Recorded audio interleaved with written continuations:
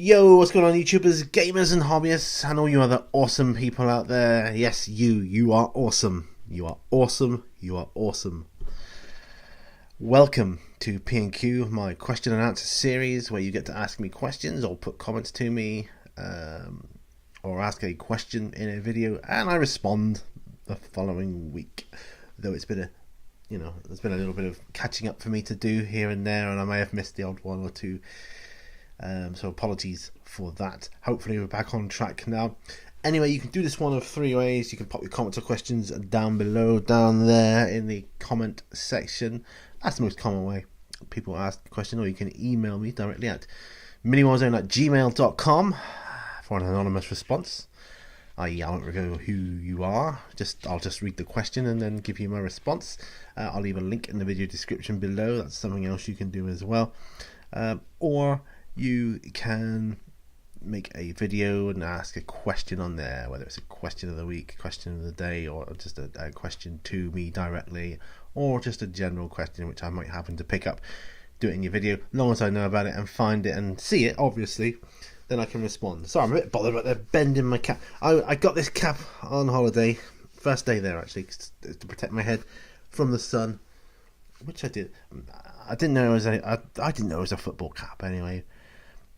That's another story, but suffice to say, I foolishly put it in the tumble dryer. It says specifically on it, do not tumble dry. I was just a bit, it's kind of bugging me now, but you'll see me keep doing that from time to time, I expect. Anyway, let's get on with it. Don't appear to have any emails this week. Don't often get emails, to be fair, but it is the options there in case you want it. Right, I'll get my coffee. So emails, or lack of them, are dealt with. But I do have a couple of video questions to respond to from Spider666 over at the Spider's Web. If you're not familiar with him, go and check out his channel. And we'll start with the first one. I'll do that. I'll do these, and then I'll go on to the questions that were left on the comments section from last week. But the first one, so this is a question he asked. He asks them in his chat, Brewing a Big Black Dog series. Go check it out, it's a good series. I missed the first one. I wasn't able to get all of them in time for doing the P&Qs. Sorry, but I do, when I pick them up, I think, I missed that one. I make a note of them and I go back and do them. And this is what I'm doing now.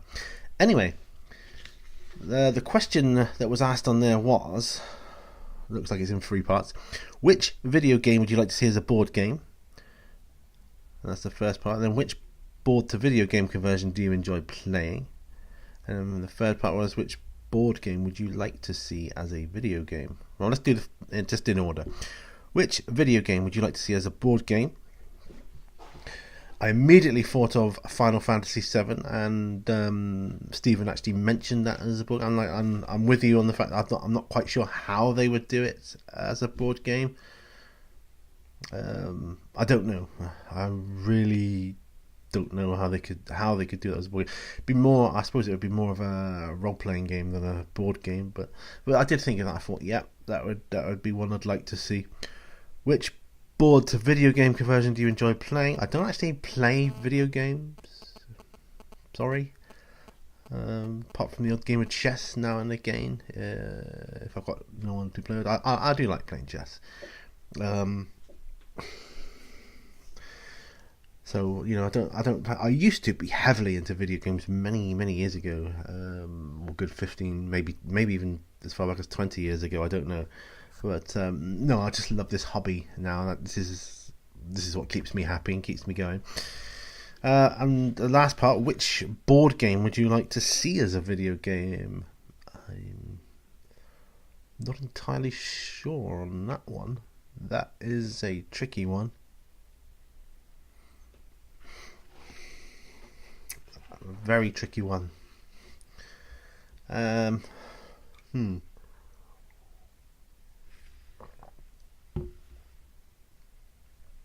think the Zombicide could make a good strategic video game. Mice and Mystics could make a quite a fun video game, I believe. I reckon. Other than that, I don't know. Um, that is tricky. Very, very tricky. Oh, do you remember years and years ago there was a game called Game of Dracula where you had to escape Dracula's castle? Maybe we could make that into a video game, like a simplified video game, or like maybe more of like an app on your mobile or something. But they could change the layout of the castle each time. So I just knocked my mic. I've always got to do that, haven't I? I might as well just knock it over to start with and have done with it. But yeah, so lost my thread now. Yeah, they could do like a different dungeon layout each time, and they got the two different types of vampire in there that are chasing you, and obviously Dracula himself, and the safe areas. And that would make kind of like a fun, I don't know, maze get out of type game, a bit like the old school. I'll tell you, going back now. One of the first computers I ever had was a Sinclair ZX81. I doubt there's many of you remember it. Before the Spectrum, black and white. On it there was a game called 3D Monster Maze. I wrote an article about that game in Tribe magazine many years ago, in like a nostalgia section. And if any of you remember that, you could do it like that, but obviously with more modern graphics and effects and so on. But that was good. We basically had to escape this maze that you were put in, and then it was a Tyrannosaurus Rex, and he was roaming around. All you had to do was find the exit. That was it. So simple, but loved the game. Anyway, yeah, so yeah, that. And this latest one he's done, which I've sort of caught up there now. So the last question on your video questions were, no, I've probably not worded this correctly. I've just written it down as I remembered it. Would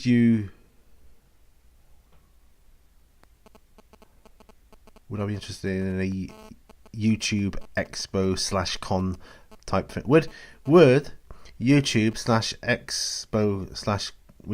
Expo Con? Sorry, I'm really bad at wording my stuff today. Type thing be something that I would go to / be interested in, like a convention or a seminar or a workshop or that. Yeah, I am. I do. I do the workshops that YouTube set me. Online, like online courses and that. And when they let me know of a seminar or workshop that I could go to that wouldn't be too far away, then yes, I would probably be interested in doing something like that. Yes, I would, because I do want to build my channel up. When I say build my channel, I just mean I want it to become bigger and more well known. That's all. I'm not saying trying to make a living out of it or anything like that, because I don't think personally that we can do that in this niche hobby of ours. If I was thinking of that kind of thing, I would need to be doing kind of I don't know, Jackass-esque type videos, I suppose, or more of that kind of thing, or maybe video gaming, but that's just not what I'm interested in. But this is what I'm interested in. Obviously, like a lot of people now, I do have options where people can support me and my channel, yes, and I'm thinking of adding another option to that soon.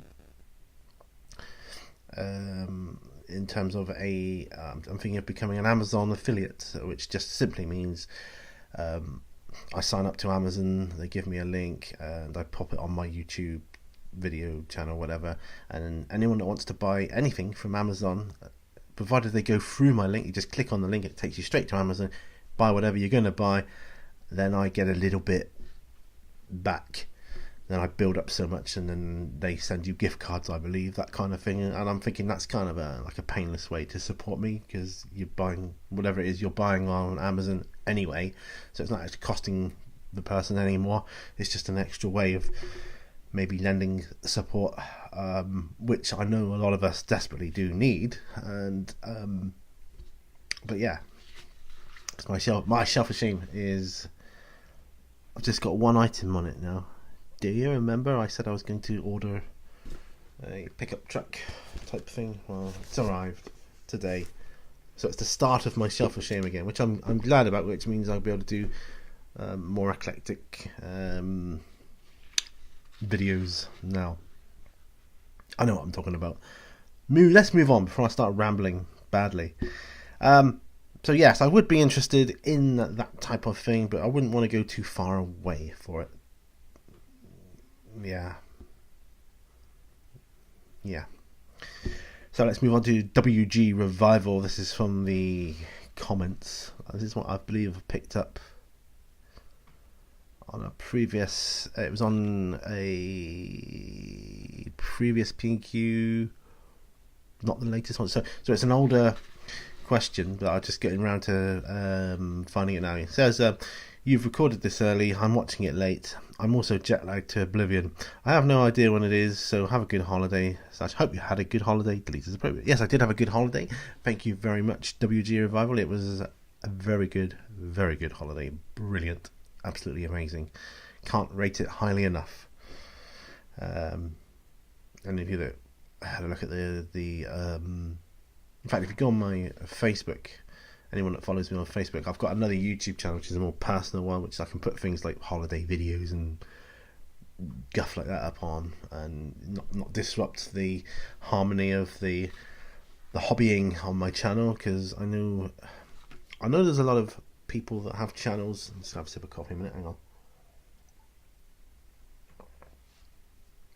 Excuse me. I know there's a lot of people that have channels on various topics, but when they deviate away from that topic and do something a little bit more personal, people don't like it. They give you dislikes, and they grumble about it. Like I can think of one off the top of my head. I won't say who it is, but it's to do with like spatial anomalies, and they look at pictures and they try and bring out what they think they might be hiding in the pictures, and I which a lot of people love. They love that kind of thing. But when they decide to do something more personal, like another aspect of a hobby that they have, they didn't like it so much. So I'm going to try and steer away from that if I can. I like to put the little bit, of my real life in here and there, because that's just me. I do this it is my hobby. It's my therapy. It helps me to do them. I enjoy making the videos, and I figure, well, people don't like it, they just click off, can't they? And I didn't mean that in a sarcastic way. They can just literally, oh well, it's not my cup of tea, and move on. So that's that. So yes, I did have a good holiday. Hooves of Doom is next. He said, "I'm working on my shelf of shame right now." That's good. I'm working on mine too, but building it up. I've got to build it up from scratch, because it's empty. It's empty until I put this bad boy on it. I'm not counting my Death Watch, because they're all sealed up in plastic bags right now. They're still in stasis, as it were, and I'll be getting them out soon, probably next week, and start work on them. Looking forward to that immensely.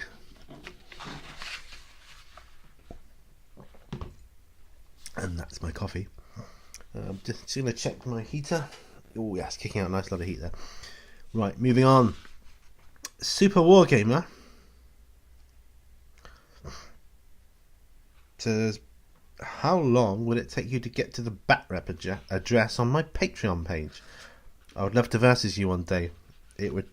I looked somewhere in Wales, isn't it? If I remember rightly, or am I getting confused with another? I did look it up, and it is a long way from me. Many hours it would take me to get there. But it's not out the question. In the future, I wouldn't mind doing something like a Batrep Round Britain series. No, I'm getting a bit ahead of myself now, but I could do Batrep Round Europe, Batrep Round America, Batrep Round Asia. I'm getting way ahead of myself, I know. But we'll start small steps. But yes, it's not out of the question. One day. Big Mac Dan Skull says, "Nice one, Pete. First time I've asked a question in a while. I imagine you'll be home by the time you read this. So, who was happier when you were reunited? Yourself or the dogs?" That's a tricky one, actually. I was expecting them to be full of gusto and licks and barks, but they were a bit subdued, to be honest. Not worryingly so. It's kind of like it's a bit of a shock to their system. They've never been through anything like that before, and I know they were professionally looked after and cared for, because it was through a animal rescue shelter that also does boarding. So I know they're looked after and they have 24-hour veterinary care, but they were a little subdued, kind of didn't know what to make of it all. Happy, I believe, but I think I was happier. I was like, yay, my babies, I got my babies again, and they're like, oh, all right, so well, we're going with you now then, or what? But because when we left them there, they were kind of didn't really look back. They were kind of like, yep, see you later, bye. Let's go and check out this dog place, and that was kind of funny. But yeah, they were kind of. I mean, Millie, she lost her voice. She's still got a bit of a hoarse voice. She's obviously been barking herself senseless. And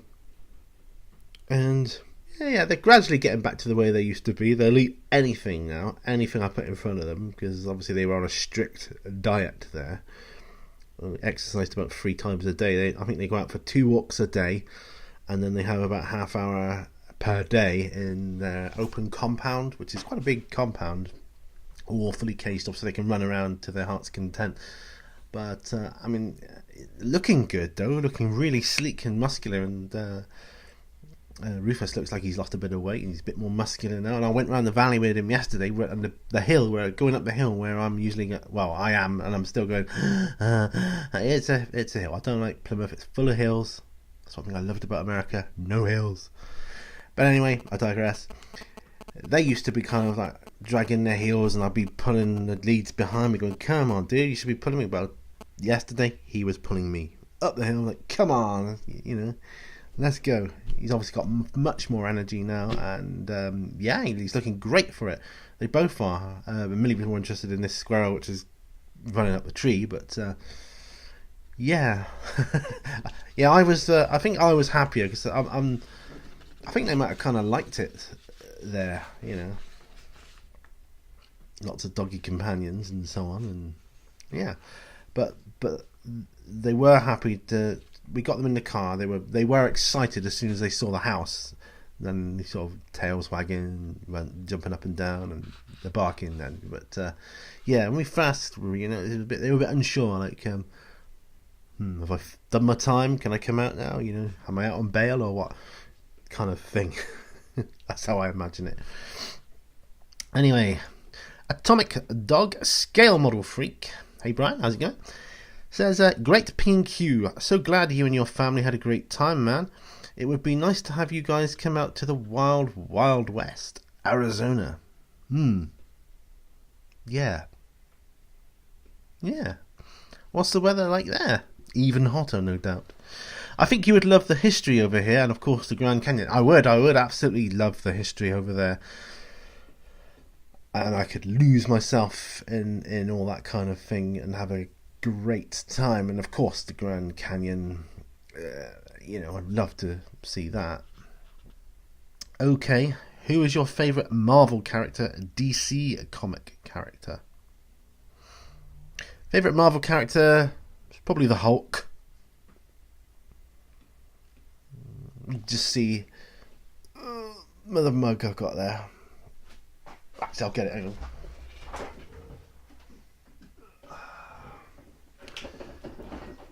on. It's from Universal Studios. Nice big mug, but I'm liking it as a more of a display piece than anything. And I've got my little American flag, which I obviously got from a gift shop whilst I was in Florida. But I'm going for the Hulk as my overall favourite. He was like one of my favourites as a child. I mean, I've got loads of favourites, heroes that I like, but I think he is just top of the bill for me. DC, it's got to be Batman, man. Batman, all the way. The Dark Knight. Yes. So, the Hulk and Batman. Also, when you watch Nick's, in brackets, Edic Beer's videos, do you copy Nick's voice on his intros with a smiley face? I tease him. No, he says, Nick speaking and welcome to this video. I tease him because he's really an awesome guy and love his videos. Take care and safe trip. Yes, now and again, I imitate all the people I subscribe to in one form or another. And I don't, when I say I do that, I do it in a fun manner. I'm not taking the mickey out of anybody. I like to do it. I find it's endearing. You know, everybody's got their little catchphrases and the things they say and their little mannerisms, and I can do them, and I don't even have to ask my wife who it is anymore. She says, "Oh, that's so and so. That's so and so. Oh, that's so and so." Yeah. You know, even other YouTube channels I subscribe to, not just this hobby, because I subscribe to other YouTube channels out of the hobby as well, and I do the same with them. Yeah, I'm not taking the mickey out of anybody, but I like to try and emulate them. I just think it's cool, it's funky, it's really, really cool. Everybody's got their own little thing they do or say, and you know instantly who it is. You know, everybody's got their thing that they like to do, even when they're not always aware of it. So yes, I do. I don't do it every time I watch someone's video. I don't copy them every time.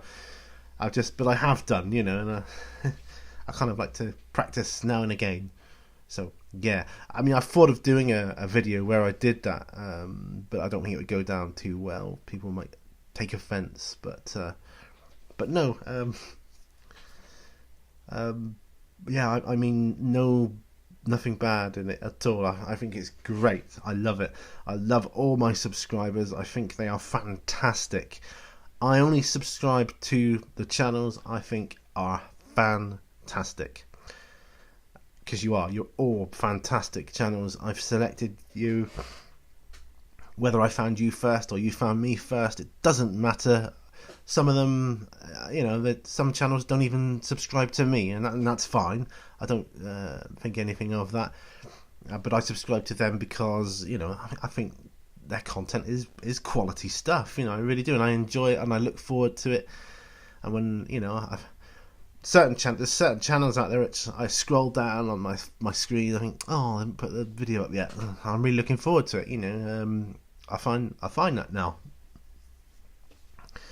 Do you know, when we were on holiday, I may have said that it's a massive TV in every room, all hundreds and hundreds of channels, HD and a lot. Didn't turn it on once, any of them, because we don't watch TV here. So why would I want to go away on holiday and have a good time to watch TV? I don't do that. But my viewing pleasure comes from YouTube. And did you never? I mean, I'm sure people may have copied things people said or did from favourite TV programmes years ago, perhaps. You know, I don't know. Take UK viewers, Play Your Cards Right with Bruce Forsyth. Tonight's the night you play your cards right. Brucey bonus and all that. Do you remember? It's just great, you know. Anyway, on the topic of YouTube channels and subscribing, I've mentioned in the past, YouTube has unsubscribed me from channels now and again, and I believe that's still the case, and I'm still in the process. I've subscribed to a lot of people, but I've got a list of my subscriptions, and then I compare it to what the computer on actually YouTube says, but it's a long list to go through, it really is. And I'm catching up. I am catching up. So don't be surprised if you get a Mini Warzone has subscribed to you notification. It means that I've just discovered I'm not subscribed to you, and I've corrected that now, because I don't know what's going on with YouTube. Their analytics and statistics not really been I think they've dropped the ball on it a little bit in this last, 12 months or so. It doesn't seem to be updating as quickly as it once did, and occasionally it's done weird stuff like that. And I've been in contact with YouTube about this. They've looked into it, and they're still looking into it. And I've had many conversations back and forth with a YouTube representative over this sort of thing.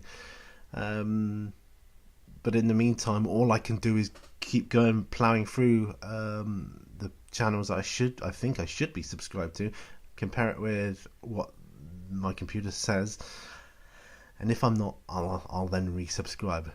It doesn't mean I've unsubscribed you or anything, so don't take that. I mean, that's kind of what I get when I get a notification saying so and so has subscribed to you, and I'm thinking, I thought they were already subscribed to me. They're obviously going through the same thing that I am. But if you want to get the notifications of when certain videos go up, then you got to subscribe. So anyway, let's not go on about that. What have we got next? Drake's War Channel says, thanks for the advice, Pete. I will add a second Flyrant. My questions for next time are, how many points of Necrons do you have now? And what is your largest 40k force points wise? Oh, I've been asked this before, and not the Necron one. I don't know what my Necron force is. Just over 2,000 points, maybe? Or maybe 2,000 points. Yeah, there or thereabouts. Tyranids is my biggest force. I can't remember. I do have a video somewhere in my archives where I got every single Tyranid model out on the table. And then I counted them up, and I can't remember. I'd have to pick a number off the top of my head, between 8,000 and 10,000 points of Tyranids. I'm not sure. It's quite a lot anyway. Tyranid wise, certainly more than I would ever need to field in one go, unless I was playing an apocalypse game or something. But I don't think I would ever play an apocalypse game. It would take too long. I prefer the shorter games, to be honest. I don't mind a long game, but not one that's going to take like all weekend. I mean, that said, maybe I'll do it one day just to have that experience, but it's not going to happen anytime soon, I don't think. Super Wargamer said, anti-tank for Tyranids. Haywire Flyrants. Old One Eye, he eats all tanks for breakfast. Just remember the Venom Throat for the cover test. And I completely forgot about Old One Eye. Even when I looked at the model, I thought Carnifex. Then you said Old One Eye, I thought, oh yeah, I have an Old One Eye. So yeah, he was the first Carnifex I actually got. I made him into Old One Eye. Yeah. But yeah, don't forget the Venom Throat for cover saves, absolutely. Another question from me, let's have a look. Frost and Fists says, Pete, I'm glad you had such a great time on your vacation, my friend. Thank you very much, appreciate that. My question for next week, in brackets, without getting too personal, of course, what was your favourite moment on vacation? Favourite sighting. Did you do any sightseeing, my friend? And your favourite memento or piece of loot?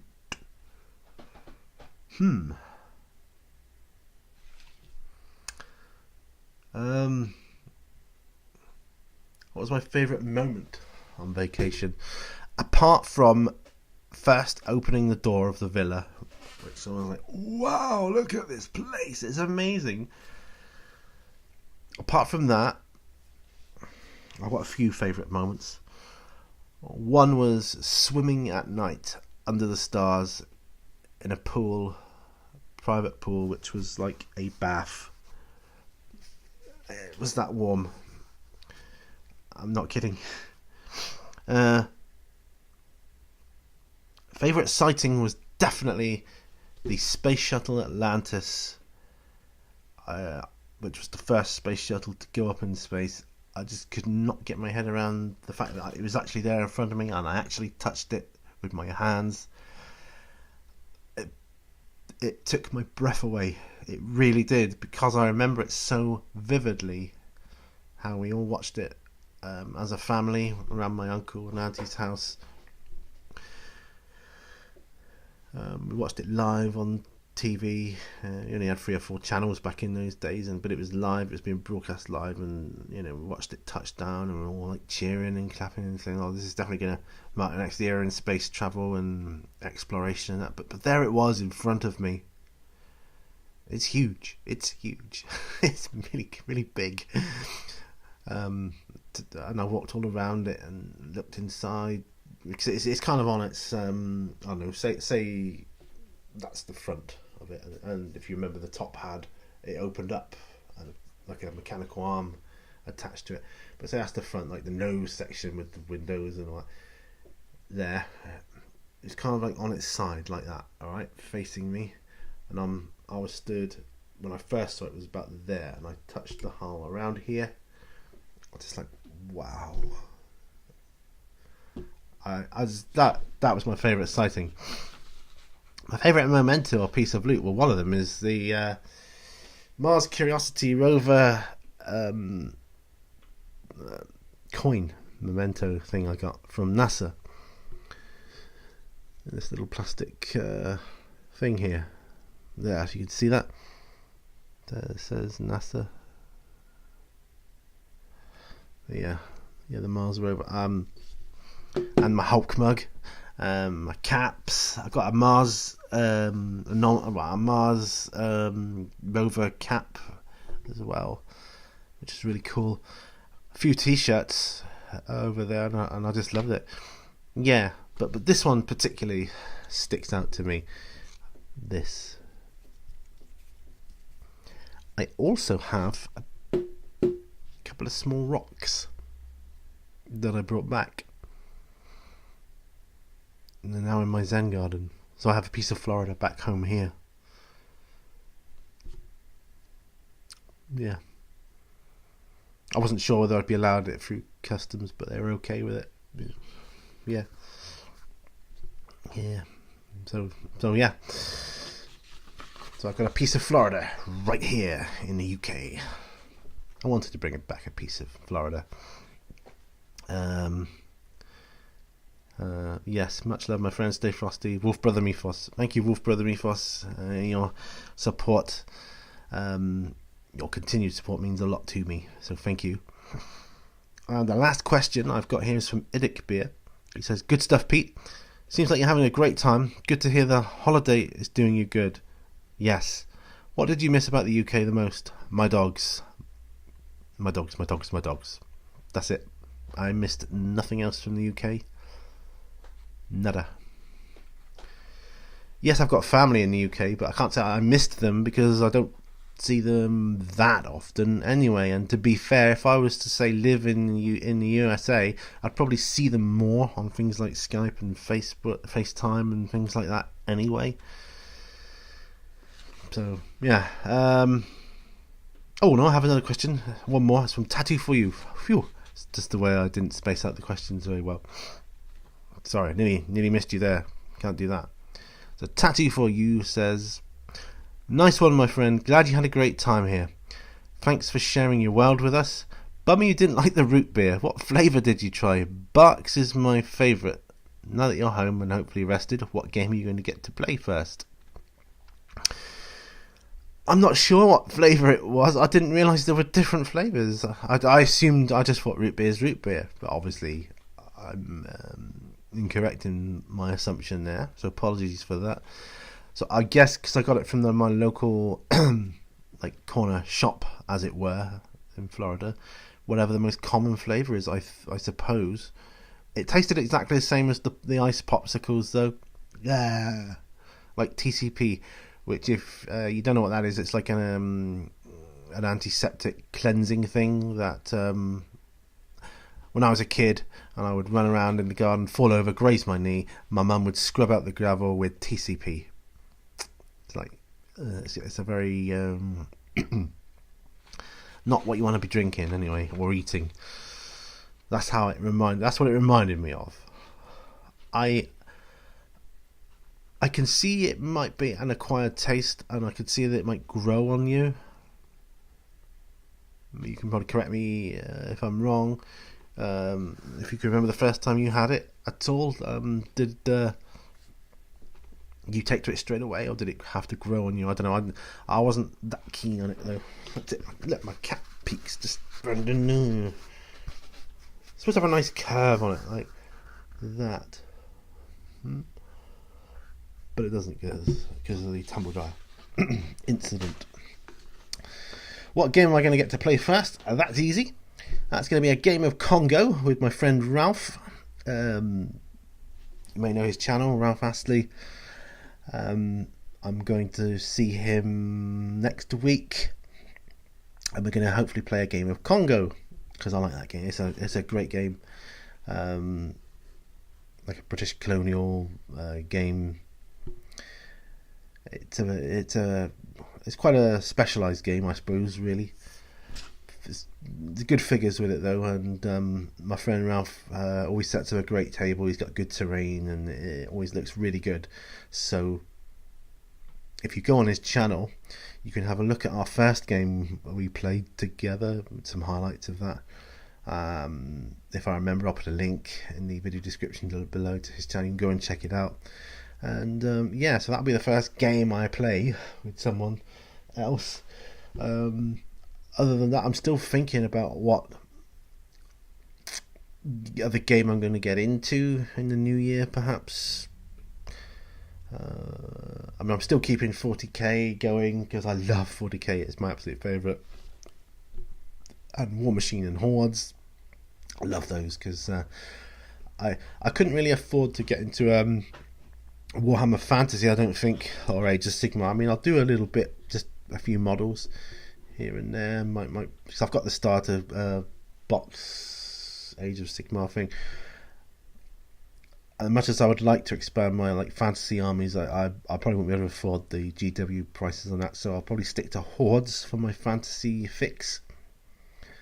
But as you know, I'm also going to be doing some scale model building as well, so there'll be that in the future sometime. But but I am looking. I've got the Black Powder rule set as well, so that's probably going to be my American Civil War rule set I use when I do eventually get around to that. And I'm thinking Perry miniatures might be the way to go with those plastics, hopefully. I'm thinking 28mm because I'm a bit. I don't know if I want to go to 15 just yet. That said, I don't know. I could always change my mind. I don't know. Who knows? Anyway, guys, that's all the questions I got for this week. Thank you so much. Thank you for being my wonderful subscribers. I love each and every one of you. And I hope you all have an awesome day and an awesome week ahead. And remember, you're all awesome. We are all awesome.